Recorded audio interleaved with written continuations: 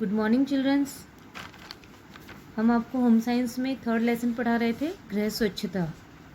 गृह स्वच्छता के अंतर्गत हमने आपको आवश्यकता और महत्व समझा दिया था।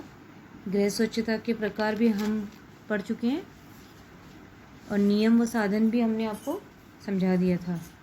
और आज का हमारा टॉपिक है सफाई के साधन व सामग्री। ठीक है। घर की भली प्रकार सफाई करने के लिए सफाई के अनुसार ही उचित साधन अत्यंत आवश्यक है। जैसे घर की सफाई करने के लिए हमें किन किन सामग्रियों की आवश्यकता होती है? झाड़ू तथा ब्रश, कपड़ा तथा झाड़न, सफाई के बर्तन और सफाई की विभिन्न सामग्री। ठीक है। इसमें सबसे पहला हेडिंग है झाड़ू तथा ब्रश। सफाई के लिए हमें झाड़ू की आवश्यकता होती है और झाड़ू भी दो प्रकार के होते हैं।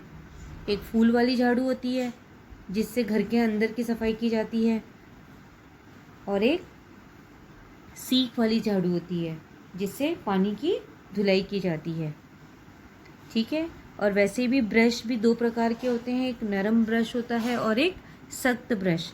नरम ब्रश से हम छत व दीवारों की धूल पर जाली निकालने के लिए यूज़ करते हैं।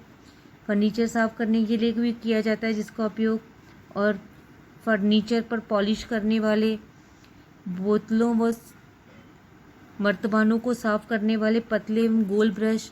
बोतल के लिए सभी को पता है कि अलग से ब्रश आते हैं, पतले होते हैं जो गोल होते हैं, लंबे होते हैं। बर्तन व सिंक आदि साफ करने के लिए प्लास्टिक के पतले तारों वाले गोल गोल ब्रश। ये सब कौन से ब्रश हैं? नरम ब्रश हैं। और उसके अपेक्षा दो ब्रश होते हैं। ये तो नरम ब्रश हैं जो हम लोग इत्यादि मैंने जो बताया उसमें यूज़ किया जाता है। दूसरा है सख्त ब्रश। सख्त ब्रश के भी दो प्रकार होते हैं। सख्त तिनकों के ब्रश, इसमें फर्श, दरी व कालीन आदि की धूल गर्त को साफ किया जाता है। और दूसरा है तार के ब्रश, फर्श पर जमी हुई काई को साफ करने के लिए उपयुक्त होते हैं। जो गंदी काई लग जाती है कभी फर्श पर, तो उसकी साफ करने के लिए तार के ब्रशों का यूज़ किया जाता है। ठीक है। और वैसे ही कपड़ा तथा झाड़न, झाड़ने के लिए भी हमें अलग अलग कपड़ों की आवश्यकता होती है। जैसे अगर फर्श पर पोछा लगाना है तो हम मोटा, खुरदुरा व नायलॉक्स का पुराना वस्त्र यूज़ करते हैं। और महीन व मुलायम कपड़ा सजावटी वस्तुओं की सफाई के लिए किया जाता है। सजावट की जो वस्तुएं होती है उसके लिए हम कैसा कपड़ा यूज़ करेंगे? जो एकदम सॉफ्ट है, जिससे कि सजावट की वस्तुओं को नुकसान न पहुंच सके। मोटा कपड़ा दरवाजे व फर्नीचर आदि की धूल झाड़ने के लिए यूज़ किया जाता है। और मुलायम कपड़ा अथवा पानी सोखने वाला कपड़ा बर्तनों व चित्रों के शीशे साफ करने के लिए करते हैं। नरम कपड़े के टुकड़े चांदी या शीशे की वस्तुओं को चमकाने के लिए किया जाता है। यदि हम किसी की भी सफाई करते हैं तो उसके लिए भी अलग अलग कपड़ा यूज़ किया जाता है। किसी के लिए खुरदुरा यूज़ होता है, किसी के लिए मुलायम कपड़ा यूज़ होता है, किसी के लिए मोटा कपड़ा यूज़ होता है। तो वो सफाई के अकॉर्डिंग ही हम यूज़ करना चाहिए। अब है थर्ड, सफाई के बर्तन। अब सफाई के लिए बर्तन है। सफाई करने के लिए हमें कौन कौन से बर्तनों की आवश्यकता होती है? एक तो है डस्ट पैन। डस्ट पैन मतलब जिसमें हम डस्ट को उठाते हैं, कचरे को उठाते हैं। और एक है डस्टबिन। डस्टबिन का यूज़ पता है, ये कूड़ेदान जिसमें हम कूड़ा डालते हैं। और यहाँ ध्यान रखेंगे कि कूड़ादान हमेशा ढक्कन वाला ही होना चाहिए, ढका होना चाहिए। ठीक है। उसके साथ ही हम बाल्टी, मग, तसला पोछा लगाने के लिए यूज़ करते हैं। चीनी की तस्तरी या प्यालियाँ फर्नीचर आदि की पॉलिश रखने के लिए यूज़ करते हैं। सफाई के लिए अन्य सामग्री, जैसे बर्तनों की सफाई के लिए हम क्या यूज़ करते हैं? ख़ास तौर पर घरों में विम बार का यूज़ किया जाता है, लेकिन गांव में राख का भी यूज़ कर लेते हैं, नींबू या खटाई का भी यूज़ कर लेते हैं।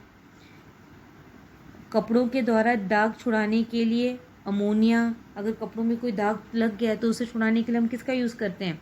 जैसे अमोनिया है, ब्लीचिंग पाउडर है, सिरका है, बेंजीन है, नींबू व हाइड्रोक्लोरिक एसिड आदि का यूज़ किया जाता है।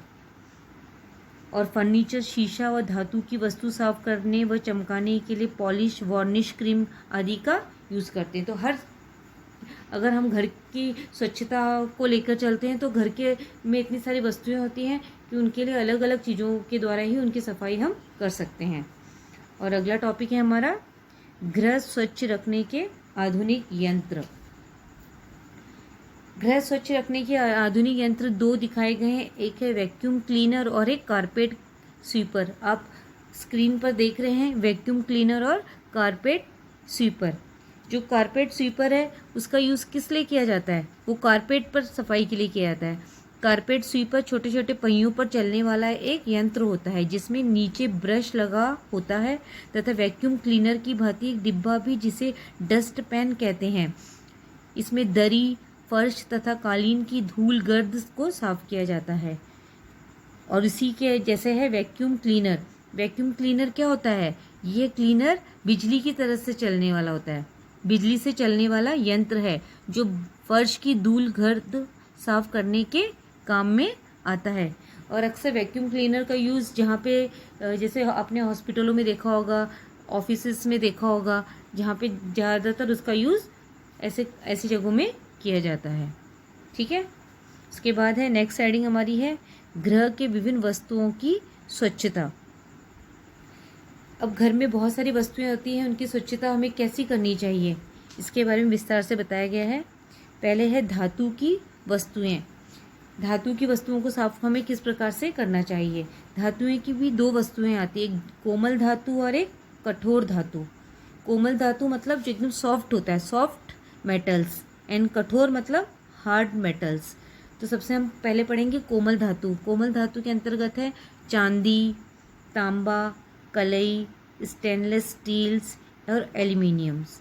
इसकी सफाई के लिए हमें क्या यूज़ हम कर सकते हैं?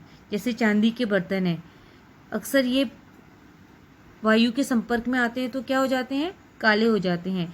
तो इनके कालेपन को दूर करने के लिए हमें एक भगोने में 1 किलो पानी में 1 चाय का चम्मच और पीसा नमक तथा 1 चम्मच सोडा डालकर उबालेंगे और चांदी की वस्तुएं उस घोल में 10-15 मिनट डालकर उन्हें उबालना है और उसके जिससे कि उसकी गंदगी उसमें निकल जाए। और फिर साबुन के पानी में धोकर मुलायम कपड़े में रगड़कर पोंछकर रखेंगे। ठीक है। इससे भी चांदी में फिर दोबारा वही चमक आ जाएगी। अब है तांबा। तांबे की वस्तुओं को गर्म पानी में धोकर एक छोटे से कपड़े में सूखा चूना लेकर रगड़िए। ऐसा करने से क्या होगा? वस्तुएं साफ न हो तो पुनः चूने के साथ थोड़ा सा वॉशिंग सोडा तथा सिरका लेकर रगड़ेंगे। इससे फिर धोकर कपड़े में पोंछकर रखेंगे। इससे क्या होगा? तांबे में भी चमक आ जाएगी। कभी भी ये जो चांदी है, तांबा है, इसको धोने के बाद अच्छे से कपड़े से भी उसे पोंछना है। इसके बाद है कलई। कलईदार वस्तुओं की तलछट की सफ़ेदी को कपड़े से लगाकर सूखा रगड़िए, फिर धोकर पोंछ डालेंगे।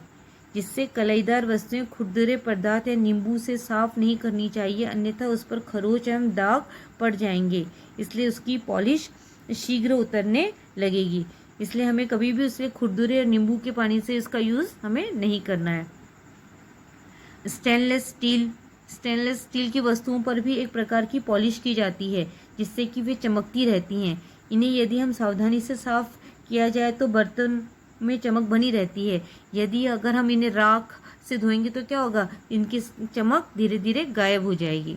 वैसे एल्युमिनियम के बर्तन होते हैं। एल्युमिनियम के बर्तन या वस्तुएं भी यदि काली सी दिखाई देती हैं तो पीसा नमक रगड़ने से साफ हो जाती हैं।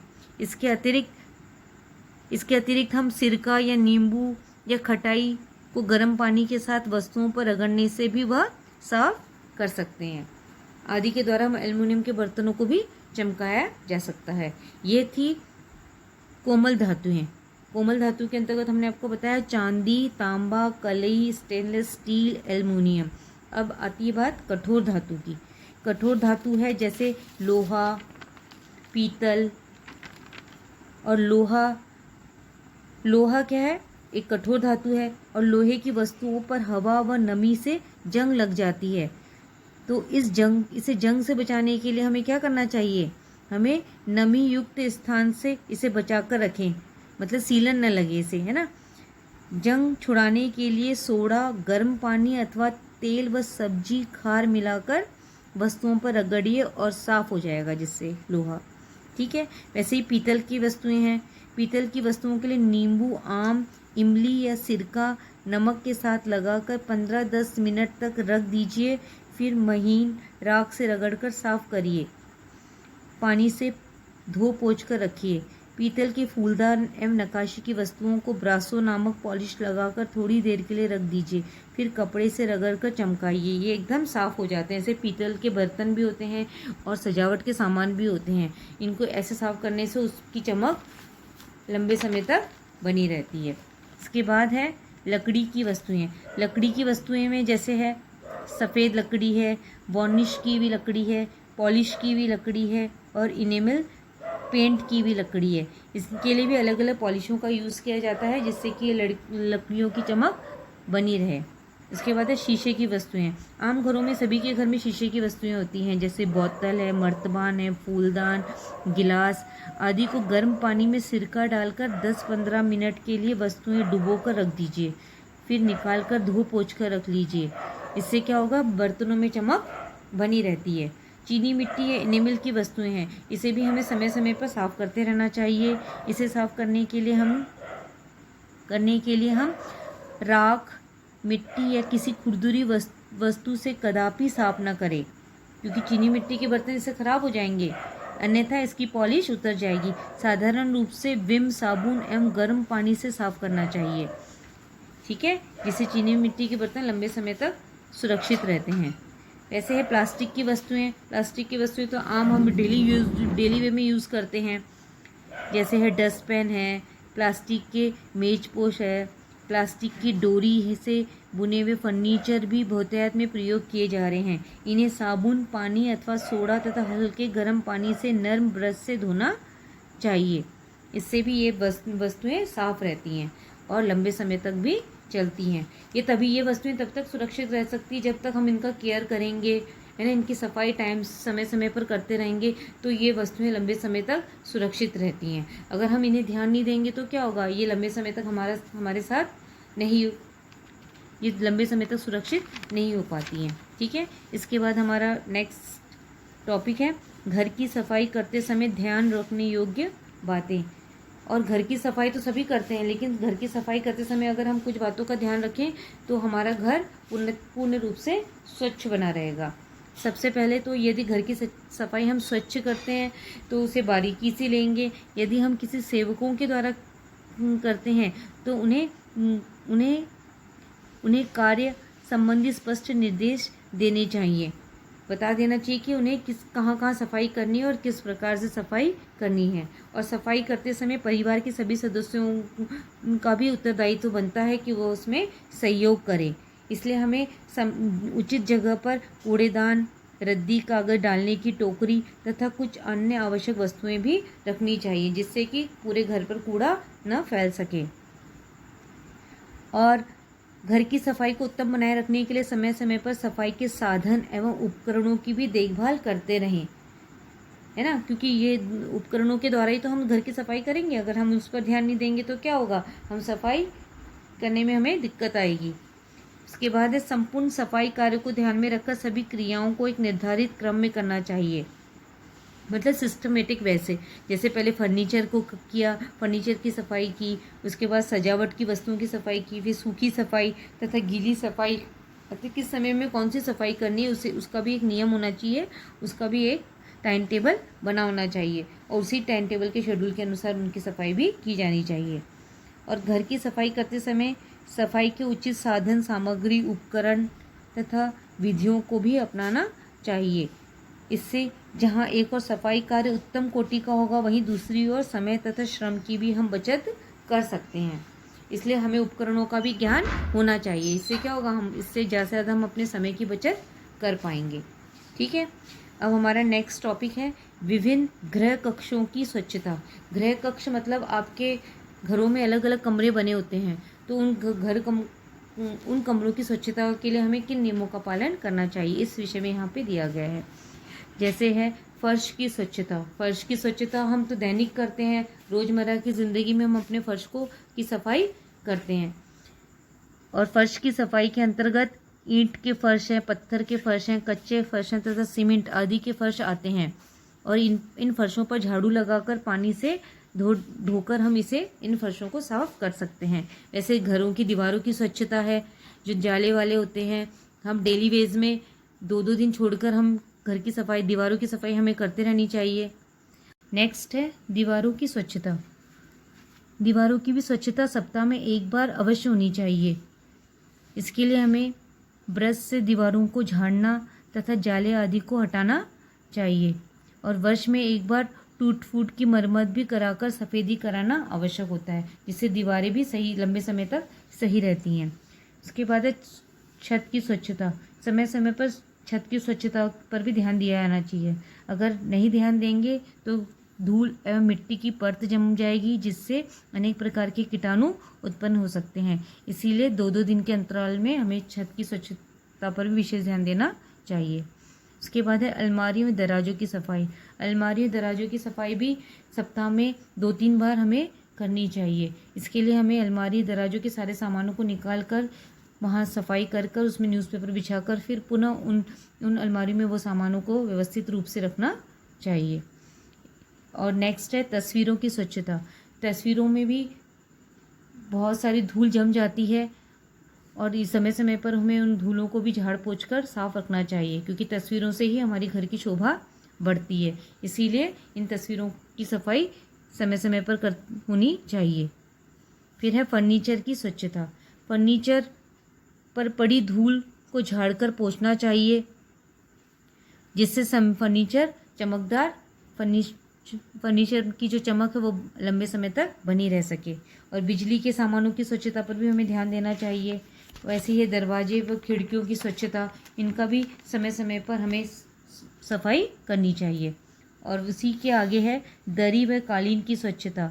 दरी और कालीन को सख्त ब्रश से झाड़ना चाहिए। अभी हमने बताया था ना कि 2-2 ब्रश होते हैं, तो दरी और कालीन के लिए हमें किस ब्रश की आवश्यकता होती है? सख्त ब्रश की।